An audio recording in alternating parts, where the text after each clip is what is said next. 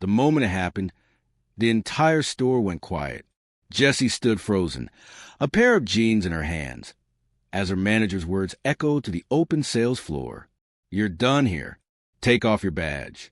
A couple near the fitting rooms glanced over.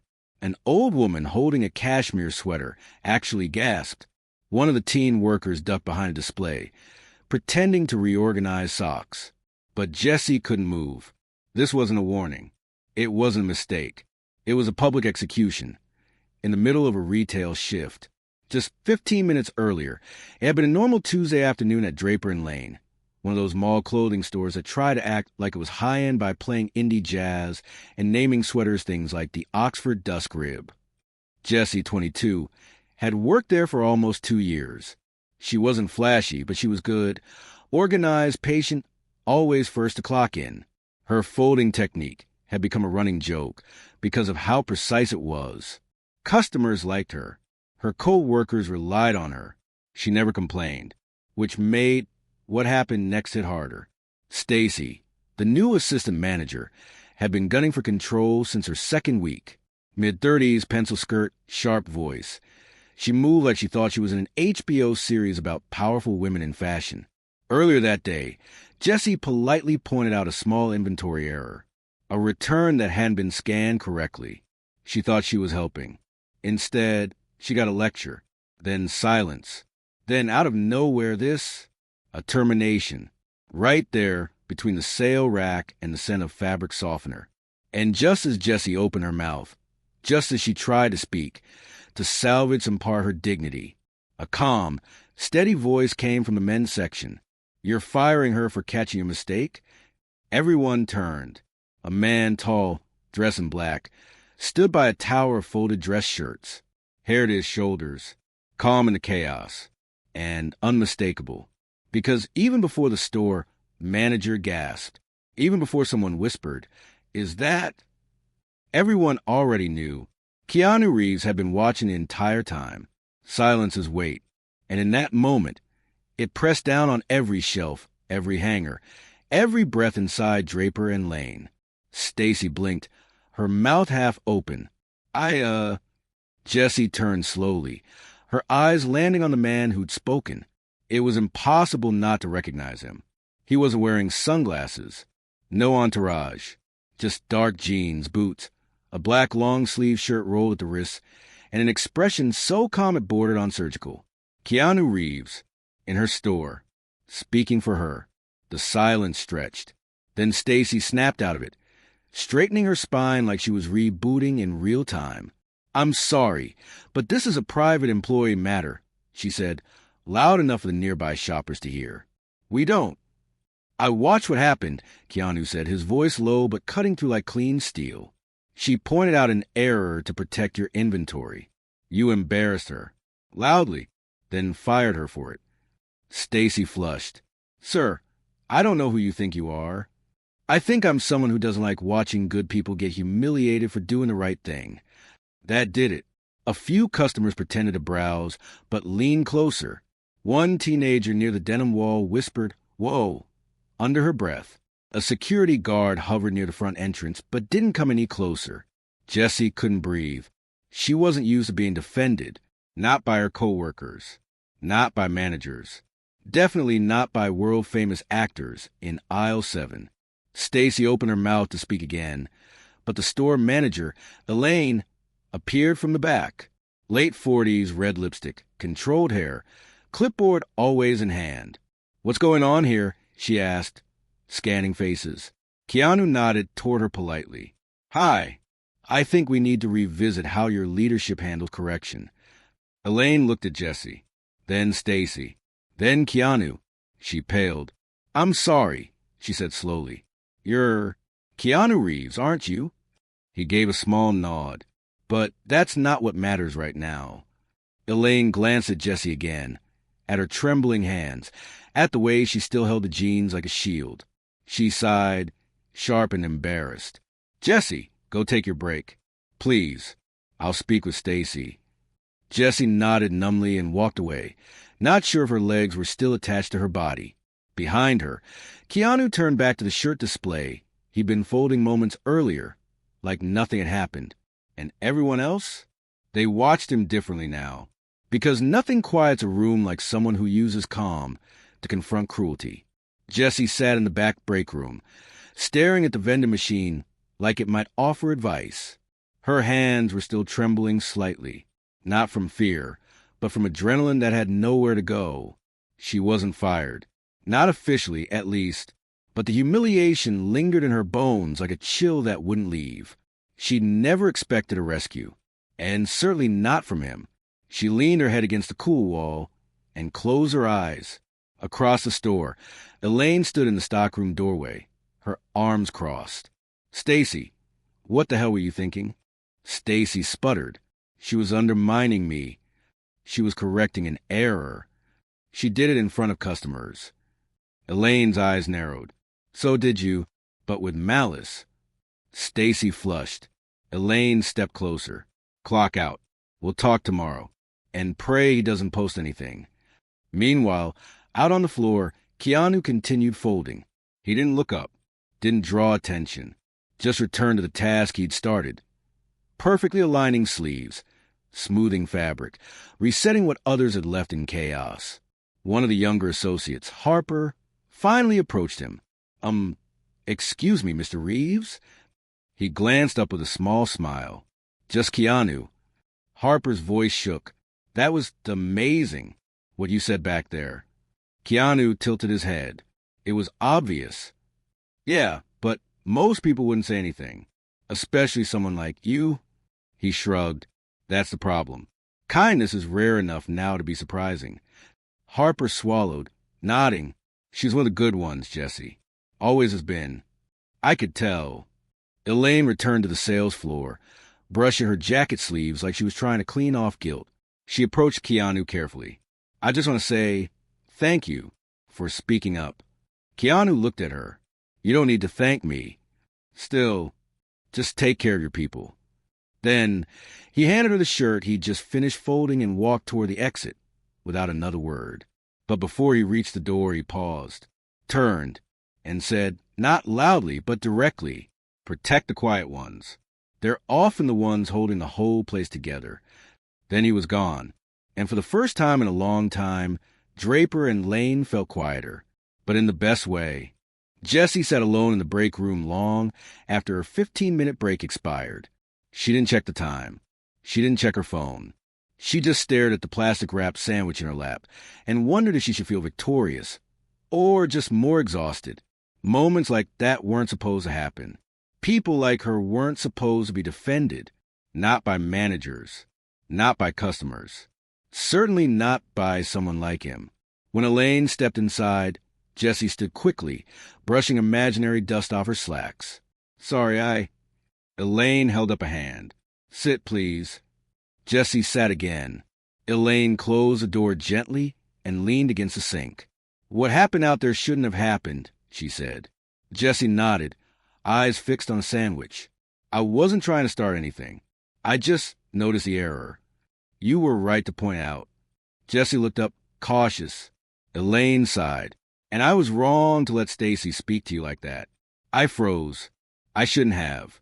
Especially not in front of customers." Jessie blinked. "That was new. And you're not fired." Elaine added, "Let's make that clear. Stacy's on leave for the week. I'll be conducting a full review." Jessie nodded slowly. "Okay." Elaine studied her. "You don't seem relieved." Jessie gave a soft shrug. "I guess I'm just tired of always having to be the one who stays calm, the one who doesn't react." Elaine's face shifted slightly. Not pity, awareness. Jessie continued, "It's like being good at your job isn't enough. You have to be invisible too, polite, quiet. And when you finally speak up, even for something small, it explodes." Elaine was quiet for a moment, then said, "You're right." Jessie blinked. Elaine smiled faintly. "I've worked in retail for 20 years. And the quiet ones, like you, are the ones who keep the roof from caving in. But we don't notice until something cracks." Jessie finally unwrapped the sandwich. "I didn't even know he was in the store," she said. Elaine chuckled softly. "Neither did I. But apparently, Keanu Reeves likes folding shirts when no one's watching. Jessie shook her head. That doesn't feel real. Well, it was, Elaine said, standing. And what he said stuck. Not just with customers. With us. Jessie looked up, still uncertain. Elaine leaned in slightly. I want you to consider something. What? Shift supervisor. Jessie froze. You've earned it, Elaine said. You've been doing the work. All that's left is the title. And for the first time since the whole ordeal began, Jessie smiled. Not big, not loud, but it was real. Word traveled fast. By the next morning, half the mall had heard some version of what had happened at Draper and Lane. Depending on who was telling it, Keanu Reeves either publicly fired the manager, bought the store, or folded shirts like a Zen ninja before roasting a Karen. Jessie heard none of these versions. She just showed up for her shift. Same navy polo, same name tag. But everything else felt different. Co-workers who usually nodded and walked past stopped to talk. Harper brought her a coffee. The stock guy from Foot Locker, who barely made eye contact most days, gave her a quiet fist bump. And Elaine? She handed Jessie a small clipboard and said, Training schedule starts Monday. Jessie stared. Wait for you. Her throat tightened. Elaine added, You already know how to run the floor. Now you'll have the title and pay to match. Jessie nodded, overwhelmed but steady. And then just before noon, a package arrived. No return address. Hand-delivered. Inside, a hardcover journal, wrapped in brown paper, and a note on simple, heavy cardstock. You did more than stand your ground. You reminded them what leadership should look like. Keep folding with purpose. K. Jessie ran her fingers over the note like it might vanish. She didn't cry. She didn't need to. Instead, she walked back onto the floor, chin a little higher, steps a little firmer. By mid-shift, she found herself helping a nervous teen employee fix a register error. The girl stammered through her explanation, clearly afraid of getting it wrong. Jessie smiled, calm and precise. You didn't mess it up, she said. You just caught it before it became a problem. The girl relaxed instantly, and Jessie realized something.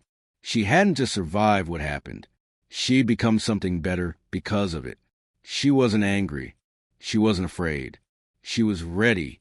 By Friday, Draper and Lane didn't feel like the same store. Not because the lights were different or the music had changed. It hadn't.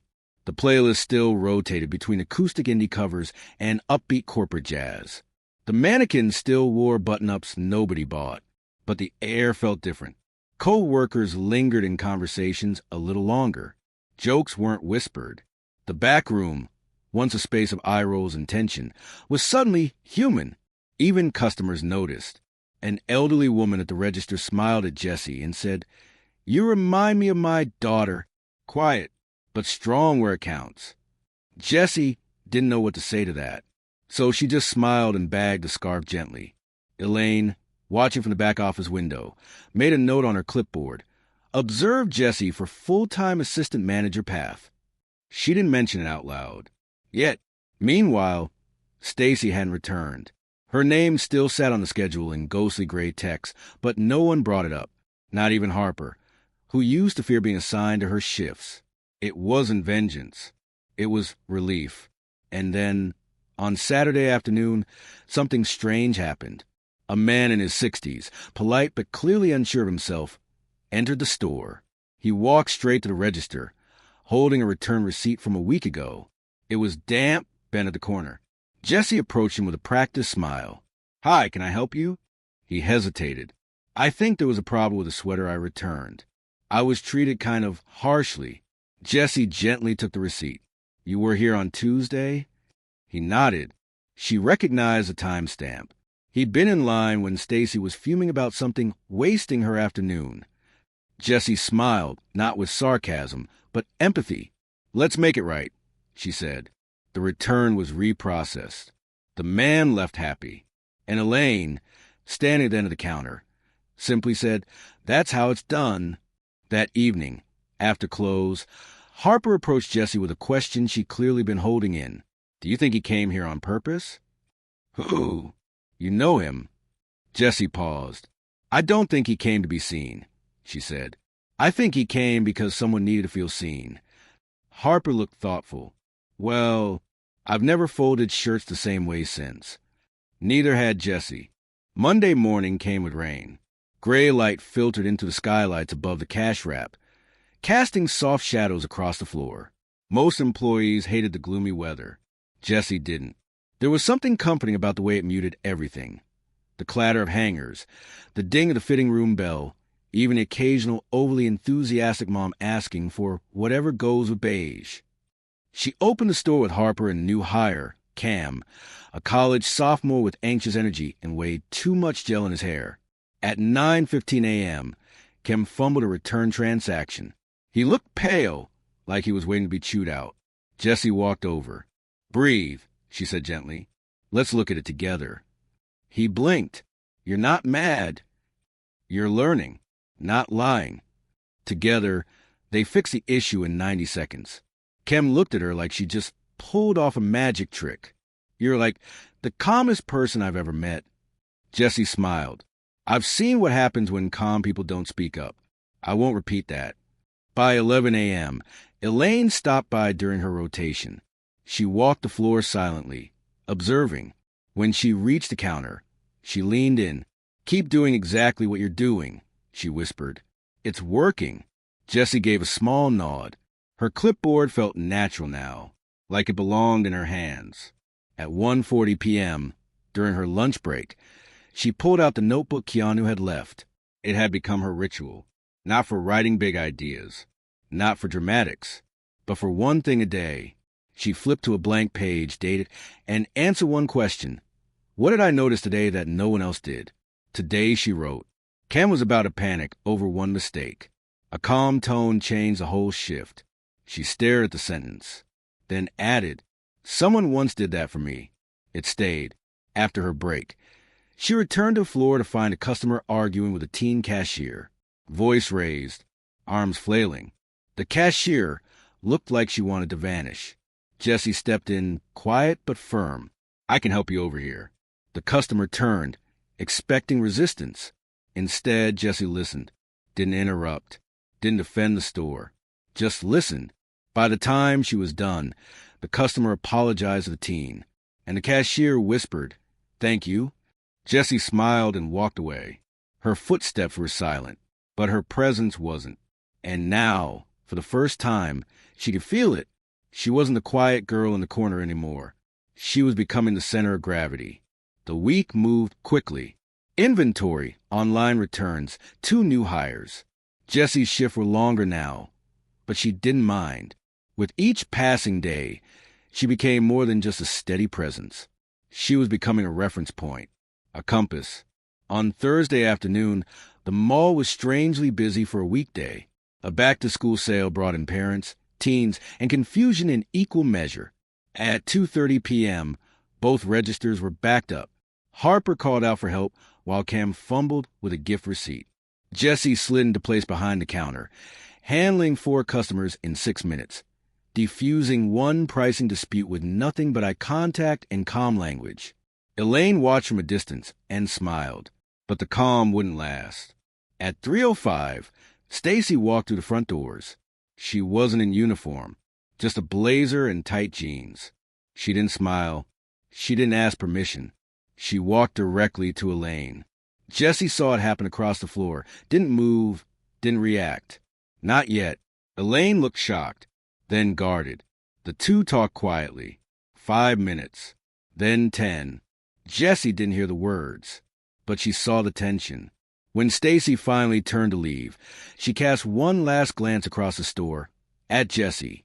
Her expression wasn't rage. It was something else. Recognition. Jessie's stomach tightened. She didn't want revenge. She didn't want a scene. But seeing the person who had humiliated her in this space, her space now, shook something loose. Later, Elaine called Jessie to the back. She wanted her job back. Elaine said plainly. Jessie blinked. And I said no. Jessie waited for a follow-up. Elaine gave it. I didn't say no because of what happened. I said no because the store has changed without her, and I like what it's become. Jesse didn't know what to say. Elaine added, You didn't ask for power. That's why you deserve it. Back on the floor, Jessie grabbed her notebook. She flipped to a fresh page. The past showed up. I didn't shrink. Then she closed the cover and slid it into her bag. That night, while locking up, she paused at the men's shirt display, right where it stood, silent and calm. The day everything changed. For a moment, she wondered, had he known what she could become? Or did he just believe that anyone, when seen, could grow into something more? She didn't have the answer, but she folded the final shirt with quiet precision, nodded to the empty store, and turned off the lights. The next morning, Jessie arrived 15 minutes before opening. The mall was quiet, echoey, the kind of stillness that only exists in the hour before commerce begins. It was her favorite time, when the world wasn't demanding anything yet. She walked the floor, straightened hangers, and ran her hand gently across the edge of the cash wrap, checking for smudges. Habit now. At 9:48 a.m., Elaine entered holding a clipboard and a coffee. You've got visitors, she said. Jessie blinked. Regional office. Here for an unscheduled audit. Apparently they heard something about the store. Jessie's stomach dipped. Two sharply dressed women arrived minutes later. One introduced herself as Melinda, the other as Jia, regional managers overseeing 5 stores. They walked the floor, took notes, observed staff, asked small questions in big ways. Jessie answered everything with calm confidence. At 11:10, they gathered at the register. We've heard about the incident, Melinda said, tone neutral. The one involving a certain celebrity customer. Jessie kept her expression even. We also heard that the culture here has shifted dramatically since. That morale is up. Returns are down. Sales are consistent despite foot traffic dropping mall-wide. Elaine stepped in. That would be largely due to Jessie. Jia raised an eyebrow. She's not listed in management. Elaine smiled. We're fixing that. Jessie looked between them. Heartbeat steady, voice stronger than she expected. We don't run the store like a hierarchy anymore. We run it like a team. People stay longer because they're not afraid. Melinda tapped her pen. That's not a phrase we hear often in retail. Jia added, How'd that shift start? Jessie paused, then said simply, Someone noticed me. That was enough to notice others. The women exchanged a glance, wrote something down, and left. After they were gone, Harper sidled up to her. What do you think that was? Jessie shrugged. Maybe nothing. But deep down she knew the store had changed. Because she had changed. Not overnight. Not by force. But by someone choosing to step forward when everyone else stayed seated. Later that day, a customer at checkout looked at her name tag and asked, You the one he spoke up for? Jessie froze, then nodded once. The woman smiled. He's not the only one who sees it now. That night, after close, Jessie stayed behind. Not because she had to. Not because anything needed fixing. She just didn't want to leave. She walked the empty store slowly, past the neatly folded displays, past the exact spot where she'd stood, humiliated all those weeks ago. The echo of it was still faint in the walls, but it didn't hurt anymore. It felt like a shadow of someone else's life. She stood in front of the mirror near the fitting rooms and saw herself differently now. Same clothes, same body, same name tag, but stronger posture. Clearer eyes, not louder, but louder within. She opened her notebook and wrote. Sometimes it only takes one witness to rewrite your story. As she closed the cover, she heard a knock. She frowned. The store had been locked for nearly an hour. She walked to the front, checked the door. Standing outside in the dim light of the mall corridor was a man in black, hair tucked behind his ears. Calm posture, familiar presence. Jessie blinked. She unlocked the door slowly. Didn't think you'd come back, she said. Keanu smiled. Didn't think you'd need me to. Jessie stepped aside. Let him in. Are you shopping again? Or just passing through, he said. Thought I'd check on the display. You know, The shirt tower I nearly ruined with bad folding. She laughed. We still talk about it. He looked around. I can tell, he said, voice soft. It's different here. Jessie nodded. So am I? He studied her for a moment. You kept going, he said. You helped me start. Keanu shook his head. No, you were already there. I just made sure they saw it. She tilted her head. Do you do this often? He smiled slightly. Not often enough. They stood there in silence for a few seconds, surrounded by soft jazz and the faint scent of fabric softener. Then Jessie asked, Why shirts? Of all places, why here? Keanu shrugged. People reveal who they are in small places, not on stages, not in interviews, in fitting rooms, behind registers, in how they fold things when no one's watching. Jessie smiled. He reached into his pocket and handed her a small card. No branding, just 3 words. Pass it forward. She took it gently. Someone out there will need you next, he said. Then he turned, walked to the door, and disappeared into the dim corridor like a scene meant only for memory. Jessie stood there for a long time, then looked down at the card and nodded. The following Monday, Jessie's name appeared on the official schedule, not as an associate, as shift lead. It was handwritten at first, Elaine's doing, but later that afternoon, it was updated in the system. Her title popped up next to her clock-in. Her login access expanded. Her clipboard became standard. She didn't tell anyone, but everyone noticed. Harper brought donuts the next day. Cam wrote congrats, boss, on the break room whiteboard. Even the janitor who cleaned the store twice a week gave her a solemn nod and said, "'Bout time." Jessie just kept showing up. Early, focused, present. She'd stopped worrying about whether she deserved the role. That voice, the one that used to live in her head, had gone quiet lately, replaced by something steadier. Conviction. One afternoon, she caught a customer yelling at a new employee about a return policy. The employee looked overwhelmed, like she might cry. Jessie stepped in. She didn't raise her voice. She didn't match the customer's tone. She lowered it. She listened, offered a solution, de-escalated without fanfare. Afterward, the employee said, "I thought she was going to make me quit." Jessie replied, "The world's full of people like her, but it's also full of people like you. And me. That's how we win." That night, after close, Jessie stood by the men's shirt display again. The lighting had changed. A few new mannequins stood nearby. But the energy, that quiet place where everything turned, remained. She reached into her back pocket and pulled out the small card Keanu had left her. "Pass it forward." She took a pen, flipped it over, and wrote on the blank side, "For the person who sees more than they're allowed to say. Keep folding. You're not invisible." Then she placed it beneath the bottom shirt of the tower. Carefully, quietly. Someone would find it. Maybe tomorrow. Maybe in a month. But someone would. And maybe, just maybe, they'd feel what she felt that day. Not rescued. Just seen. 1 month later, a girl named Lena walked into Draper and Lane. She was 17. Nervous. First job. Borrowed blouse. The kind of walk that made her seem smaller than she was. She stood near the denim wall, unsure where to go, resume clutched like a life preserver. Jessie noticed her instantly, not because she was loud, because she was exactly like she used to be. Jessie walked over. Calm. Warm. "Hey," she said. "You hear about the job?" Lena nodded. Yeah. I saw the sign. I've never worked anywhere before." Jessie smiled. "That's okay.